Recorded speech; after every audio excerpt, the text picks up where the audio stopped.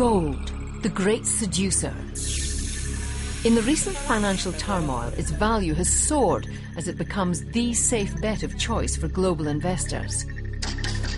But getting hold of the elusive element is often far from safe, with small-scale miners risking their health not just through back-breaking labour in dangerous conditions, but through constant exposure to poisonous mercury used to extract the precious metal from its ore. Now, a new global agreement on mercury is under negotiation by governments, while the UNEP Global Mercury Partnership is working to reduce and eliminate mercury use. Together, these efforts offer real hope that the miners and the environment can be protected from this toxic chemical, without reducing the important contribution of small-scale gold mining to development.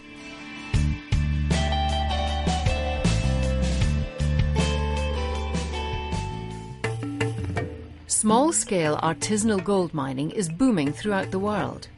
The Artisanal Gold Council estimates that between 12 and 15 million people in over 70 countries are employed in the sector, producing up to 20% of the total gold supply. Unlike many primary producers, artisan miners typically get a good share of the eventual market price. So when you buy gold from a small-scale gold miner, you're paying 70–80% of the international price. That's almost never true for any other product. It directly transfers wealth very efficiently from rich to poor. But there's a downside: mercury. A powerful neurotoxin that's especially harmful to children and unborn babies. Mercury is used to separate the gold from its ore. The liquid metal bonds with gold particles to form amalgam. Here in Mangkahoi, Indonesia, as in many parts of the world, it's common practice to add mercury to unrefined ore. This process uses large quantities of mercury, much of which is released into the environment. To recover gold from the amalgam, it's heated to evaporate the mercury. This is often done within the miners' homes and villages, directly exposing women and children to the toxic fumes.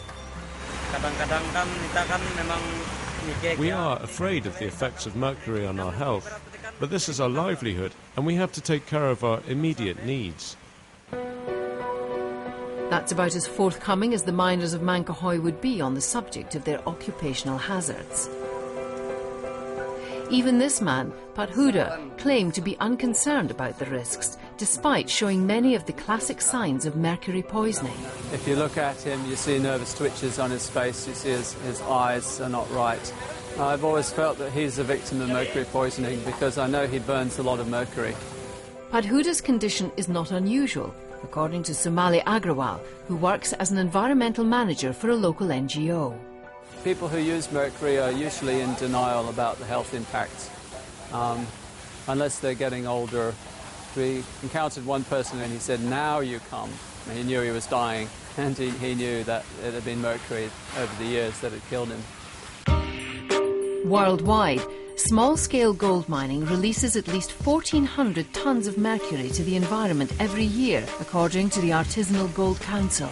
So this mercury is just being washed away down here, and we investigated this river, and in 3 hours of digging we collected 0.5 kilogram of mercury, so we can expect that there's actually tons of mercury residing in this little creek.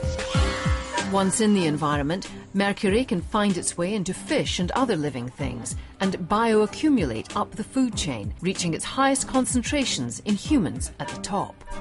Attempts by individual governments to ban mercury outright have often failed in the past, but more recent efforts have achieved success through a subtler approach. If you impose a zero mercury kind of regime right away, you don't have the opportunity to engage with the communities. So they may continue to use mercury clandestinely. You need to establish a positive relationship with them, and the way to do that might be to teach them how to use less mercury, because mercury is expensive. We might teach them how to recycle that mercury and use that same mercury 20 times. Recycling can be achieved with a simple device called a retort. So he's putting the amalgam into the retort. The mercury will move through the condenser pipe and will condense and come back out to be recycled. The use of these small $30 retorts is now standard practice in the village, since first being introduced in 2006. They can recycle up to 95% of the amalgamated mercury. When we first came here, this was incredibly contaminated, but now fortunately they're all using these much more efficient retorts, so we've managed to reduce the contamination in the air dramatically. More sophisticated, fan-powered retorts have also been introduced to the shops of Kereng Pangi, where much of the gold processed in Mangkahoi ends up. Other ways to reduce mercury use include concentrating the ore before making the amalgam. One technique is to pour a slurry of ore and water down a sluice lined with carpet. The heavy gold particles get trapped in the fabric, creating a concentrate to which reduced quantities of mercury can be added. Other programs around the world have eliminated mercury entirely, using technologies such as centrifuges and shaking tables. Such programs work best, as at this mercury-free cooperative in Chocó, Colombia, where the miners involved are licensed to operate in the formal economy. To completely eliminate the mercury likely involves formalization to some degree. So they need to become organized into small groups that can pool capital. They can have leaders, they can be trained to use slightly more sophisticated processes. Something as simple as a centrifuge, but a centrifuge is not cheap. The good news is that most of the zero mercury practices can yield more gold. So there's an economic incentive also to move to zero mercury. The creation of a legally binding instrument on mercury is an opportunity to increase the uptake of cheap and effective practical measures such as retorts, as well as policies that encourage miners to be part of the formal economy.